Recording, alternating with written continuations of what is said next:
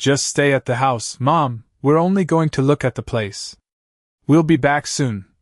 Vanessa said, her hand already on the doorknob, her voice soft in a way that didn't feel like kindness, and I remember standing there in the kitchen, one hand still resting on the back of the chair Thomas used to sit in every morning, watching her smile as if nothing in the world had changed, as if I were still part of the plan, as if I weren't being quietly placed somewhere out of the way. Daniel repeated it, almost word for word. But he didn't look at me when he said it.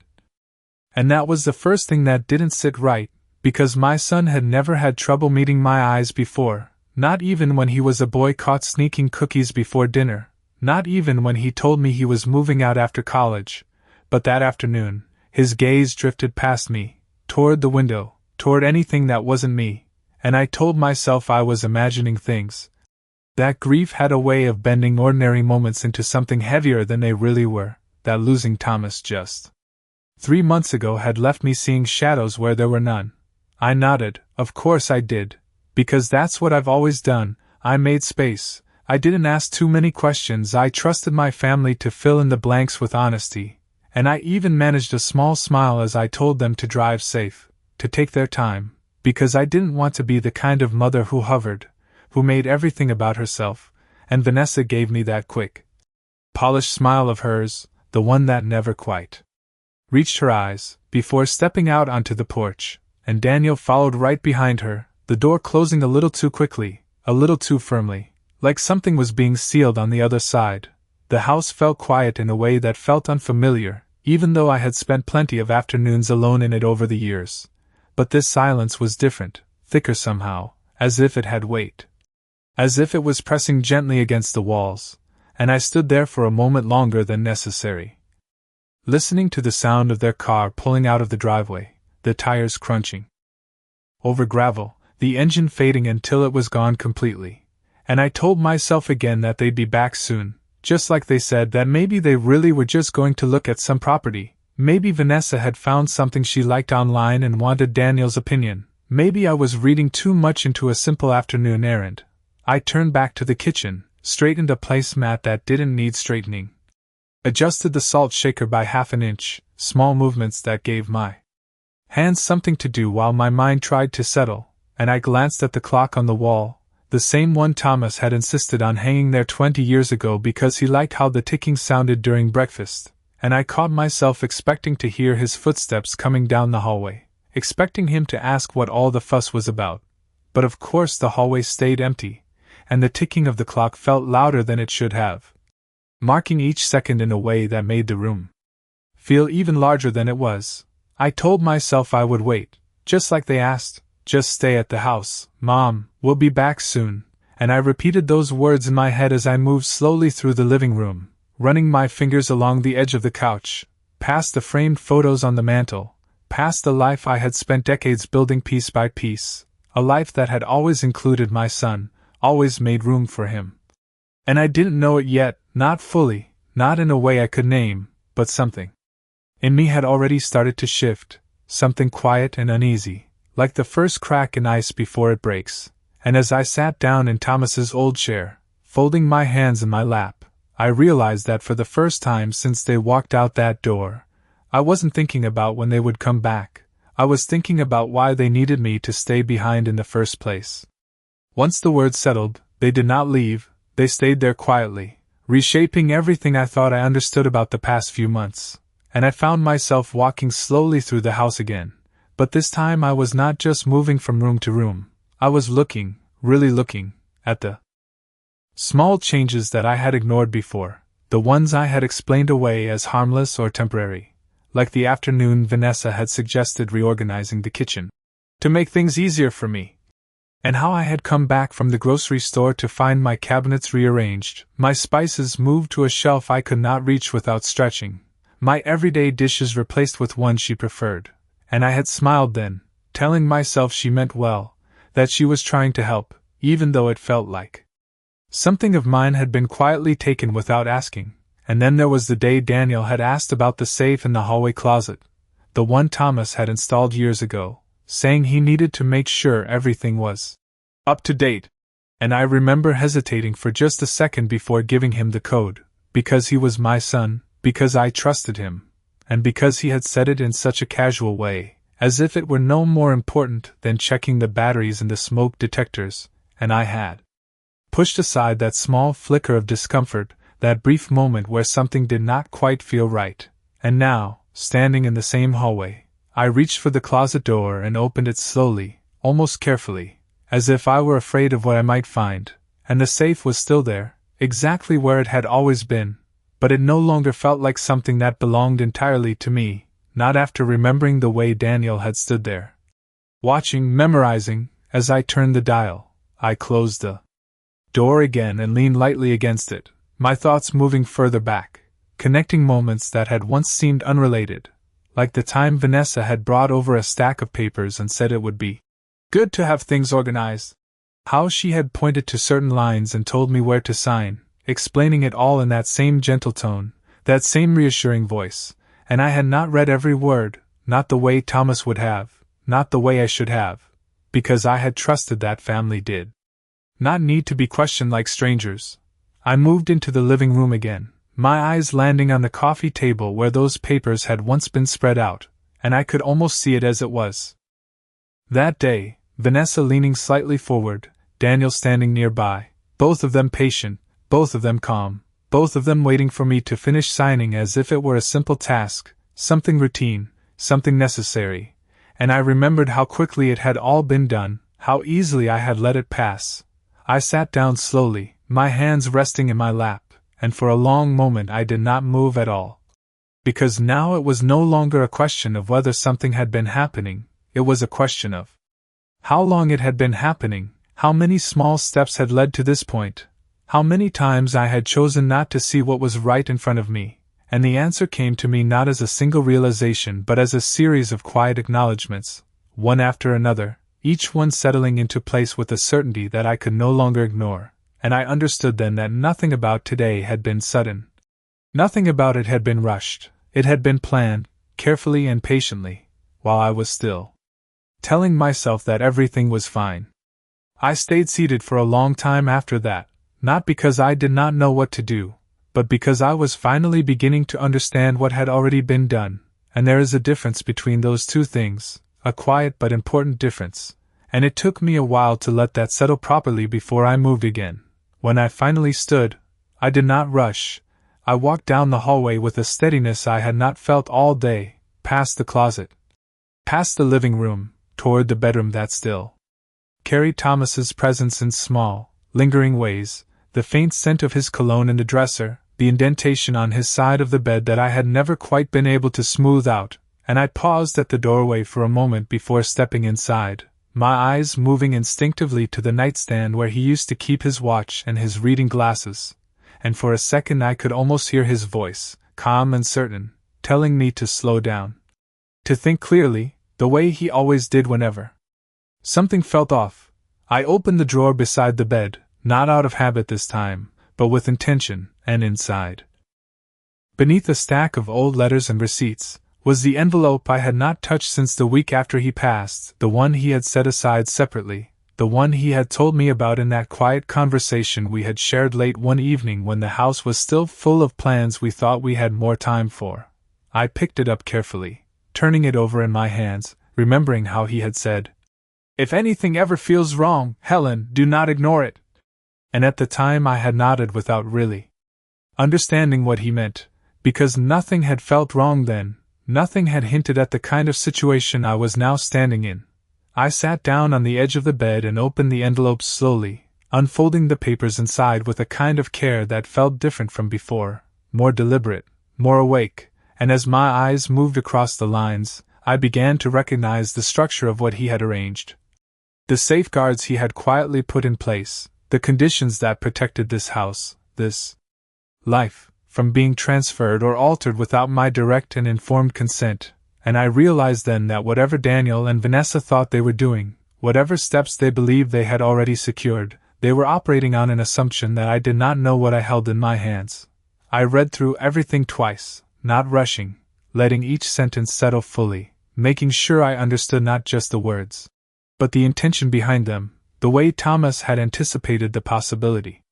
That someone might try to simplify things on my behalf, the way he had insisted that simplicity should never come at the cost of control. I folded the papers again and placed them back into the envelope, but this time I did not hide it away. I kept it with me, resting it on the bed beside me as I sat there, my hands now still, my breathing even, because something inside me had shifted, not dramatically. Not in a way that would be visible to anyone else, but enough that I no longer felt like I was waiting for an explanation. I was no longer trying to convince myself that this was all a misunderstanding. I stood up again after a few minutes and walked back into the hallway, the house still quiet.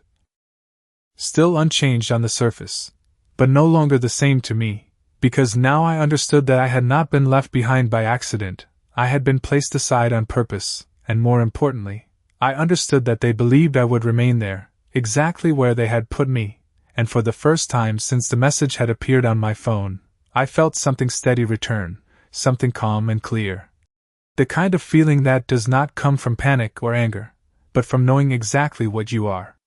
dealing with and deciding quietly that you are no longer going to be part of it in the way they expect. By the time I stepped back into the kitchen, the light outside had shifted into that softer, fading glow that comes just before evening settles in, and I moved with a quiet purpose that felt unfamiliar but steady, as if each step had already been decided long before I took it. And I reached for my phone again, not to call Daniel this time, not to ask where they were or when they would return, but to do something I had not done in years without Thomas beside me. I searched for a number I recognized but had not needed in a long while, the office of Howard Green, the attorney who had handled nearly everything for us, the one Thomas trusted without hesitation, and my finger hovered over the call button for just a moment before I pressed it, listening as the line connected, each ring measured, each second grounding me further in what I now understood I needed to do. When his voice came through, older but still clear and composed, I introduced myself, and there was a brief pause before recognition settled in his tone, followed by a warmth that felt genuine, not practiced, not careful, just real, and I kept my explanation simple, not rushed, not emotional, just the facts as I knew them, the message I had received, the mention of authorization, the absence of my involvement, and there was another pause, longer this time, the kind that carries weight, and when he spoke again, his voice had shifted slightly. Not alarmed, but attentive in a way that told me he understood more than I had said out loud. He asked a few questions, direct but calm, confirming details, clarifying names, making sure there was no misunderstanding, and when I told him I had not signed anything recently beyond what I believed were routine documents, I could hear the careful consideration in his response, the way he chose his words with precision, and he told me, gently but firmly, not to sign anything further, not to agree to anything over the phone, not to let anyone pressure me into quick decisions. And I realized then that what I had felt earlier, that quiet shift, was not just instinct. It was recognition, the kind that comes when something finally aligns with the truth you had been avoiding. I thanked him, keeping my voice steady, and he assured me he would look into it immediately, that he would review the records, that he would call me back as soon as he had more information, and when the call ended, I did not feel overwhelmed, I did not feel lost, I felt focused in a way I had not expected. As if the fog that had been hanging over the day had begun to lift just enough for me to see the shape of what was ahead. I set the phone down carefully and moved toward the sink, rinsing the untouched bowl of soup as the water ran steadily, a simple, ordinary action that felt different now, more deliberate, more grounded, and I dried my hands slowly, looking out the window as the last of the daylight slipped away, the driveway still empty, still silent, but no longer something I was watching with anticipation. I walked back into the living room and turned on a single lamp, letting the soft light fill the space without chasing away the quiet entirely, and I sat down once more, not in waiting, not in uncertainty, but in preparation, because I understood now that whatever Daniel and Vanessa believed they had set in motion, whatever steps they thought were already complete, they had done so under the assumption that I would remain exactly as I had been, trusting, unaware, and easily guided. And as I sat there in the stillness of the house that was still mine, I realized that assumption was the one thing they had not taken the time to question. They came back just after dark, the sound of the car pulling into the driveway cutting cleanly through the quiet I had grown used to over the past few hours, and I did not rush to the door. I did not stand up immediately. I simply turned my head slightly, listening as the engine shut off and the doors opened and closed, their footsteps approaching with a kind of casual rhythm that might have sounded normal to anyone else, but now carried something else beneath it, something measured, something rehearsed. The front door opened, and Vanessa stepped in first. Her voice light, almost cheerful, asking if I had been all right on my own, as if the entire day had unfolded exactly as expected, and Daniel followed behind her, setting his keys down on the table without looking in my direction, and I remained seated in the living room, the lamp casting a soft glow across the space, my hands folded loosely in my lap, my posture calm, composed, unchanged in a way that seemed to reassure them both. "Did everything go well?" I asked, my tone even, not pressing, not accusing, just a simple question placed gently between us, and Vanessa smiled, the same practiced smile I had seen so many times before, and said it had been a productive afternoon, that they had seen something promising, that they were still thinking about it, and I nodded slowly, as if that explanation settled everything, as if it filled in all the gaps that had been left behind.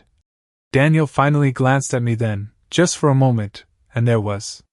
something in his eyes I had not noticed earlier, not quite guilt, not quite relief, something in between, something that suggested he was waiting for a reaction that never came, and I held his gaze just long enough before looking away, not challenging him, not questioning him, simply allowing the silence to stretch for a second longer than necessary. Vanessa moved toward the kitchen, commenting lightly about making tea, about how long the drive had felt, her voice flowing easily, filling the space with ordinary words that now sounded carefully chosen, and I listened without interrupting, without correcting, letting her build whatever version of the day she wanted to present. I asked one more question, just a small one, almost an afterthought, about whether they had spoken to anyone at the property, and she answered quickly, too quickly, mentioning details that did not quite align, names that felt slightly off, and I noticed the way Daniel shifted his weight, the way he reached for a glass of water without meeting my eyes again, and it confirmed something quietly, something I did not need to say out loud. I stood up then, slowly, smoothing my cardigan the same way I had earlier, and told them I was glad they had a good day. That it sounded like everything was moving forward for them, and the words were simple, neutral, but I watched how they both reacted to them, how Vanessa's smile flickered for just a second, how Daniel's hand paused halfway to his mouth, and I understood that they were listening now in a different way, trying to decide what I knew, what I did not, what I might say next. But I did not say anything more. I did not ask about messages or paperwork or authorization. I did not mention the call I had made or the envelope I had opened. I simply turned and walked back toward the hallway, leaving them standing there with their assumptions intact, their version of events undisturbed, because in that moment, I realized that the most important thing was not confronting them, not yet, but allowing them to believe that nothing had changed at all, even as everything had. The next morning arrived quietly, the kind of quiet that no longer felt empty but deliberate, and I woke earlier than usual without needing the alarm, my thoughts already settled into place before my feet touched the floor, and for the first time in a long while, I did not linger in bed trying to gather myself. I simply stood, dressed, and moved through the house with a calm that came not from comfort but from clarity. Daniel and Vanessa were already in the kitchen when I walked in, their voices low, their conversation stopping just a fraction too late, and Vanessa greeted me with that same polished warmth, offering coffee, asking how I had slept, as if we were still moving through ordinary days, and I accepted, thanking her, taking the mug in both hands, letting the warmth settle without rushing to fill the silence. Daniel mentioned something about needing to head out later.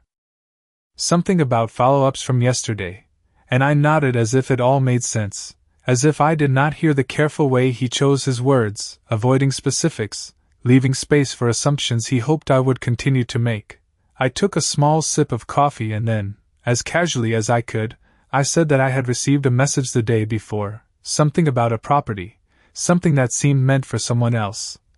And I watched them both closely without appearing to do so, noting how Vanessa's hand stilled around her cup for just a second, how Daniel's posture shifted slightly, his shoulders tightening before he forced them to relax, and Vanessa responded quickly, too quickly, saying it must have been a mistake, that realtors sometimes mix up contacts, that there was nothing to worry about, her tone smooth, practiced, almost reassuring in a way that might have worked if I had not already seen the edges of what lay beneath it. I nodded again slowly, as if her explanation was enough, as if I had no reason to question it, and I let the conversation drift into safer territory, allowing them to believe that the moment had passed, that whatever flicker of concern had appeared would fade just as easily as it had come. After breakfast, Daniel gathered his things and Vanessa moved around the kitchen with quiet efficiency, both of them carrying on as if the day would unfold just like the last. But I noticed the way they exchanged brief glances when they thought I was not looking the way. Their movements were just slightly more measured, as if they were waiting for something, perhaps for me to ask more, to press, to reveal what I knew, and when I did not, when I simply thanked them for the coffee and said I might spend some time organizing a few things around the house, I could see the relief settle in, subtle but present. Once they left the room, I remained at the table a moment longer, setting my cup down with care. My thoughts moving not in circles anymore but in a straight, steady line, and I knew then that the next step would not be loud, it would not be dramatic, it would not involve raised voices or sudden confrontations, it would be something quieter, something precise, something that would take everything they believed they had arranged and place it under a light they had not expected, and as I stood and walked back toward the hallway, I carried that understanding with me, not as a burden, but as something firm and certain, because I no longer needed to guess what was happening, I only needed to decide how I was going to respond to it. Howard called just after noon, his voice steady, measured in a way that left no room for misunderstanding, and I stepped into the living room before answering, closing the door softly behind me as if the space itself deserved a certain kind of respect for what was about to be said, and I listened without interrupting as he explained what he had found, how there had been inquiries made in my name, how documents had been prepared but not yet finalized, how authorization had been presented in a way that suggested cooperation that had never truly been given, and he chose his words carefully, not accusing, not dramatizing, but making it clear that what had been set in motion depended on one thing above all else, my silence, my inaction, my willingness to let it proceed without question. I thanked him, again without raising my voice, and confirmed that I understood, and when the call ended, I did not feel shaken. I did not feel overwhelmed. I felt something else entirely, something quieter and far more certain, and I placed the phone down on the table with a steadiness that surprised even me. That evening, I asked Daniel and Vanessa to sit with me in the living room. Nothing urgent in my tone, nothing that suggested confrontation, just a simple request that carried no weight on the surface, and they agreed, perhaps a little too quickly. Perhaps because they believed this was the moment everything would be explained away, resolved in their favor, folded neatly into the version of events they had been building. I sat across from them, the same chair I had used the night before, the lamp casting that same soft light, and for a moment I said nothing at all, allowing the silence to settle between us, not as discomfort, but as space, and then I spoke, not loudly, not sharply, but clearly, telling them that I had spoken with Howard, that I had reviewed the documents Thomas had left behind, that I now understood exactly what had been attempted and exactly what had not been completed, and I watched as the calm expressions they had been holding shifted, just slightly, just enough to reveal what they had hoped to keep hidden. Vanessa began to speak first, offering explanations, softening the situation, suggesting misunderstandings, framing everything as an effort to help, to simplify, to take care of things on my behalf, and Daniel added to it, his voice quieter, less certain, echoing her words but not quite matching her confidence, and I listened, truly listened, without interrupting, without correcting, until they finished, and when they did, I simply reached for the envelope beside me, the one I had not let out of my sight since opening it, and placed it gently on the table between us. I did not slide it toward them, I did not push it forward, I simply let it rest there.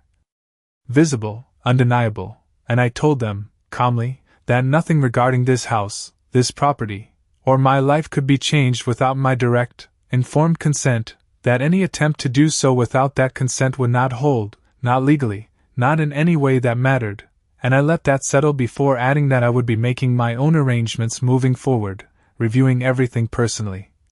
and ensuring that any decisions came from me and me alone. The room grew very still then, the kind of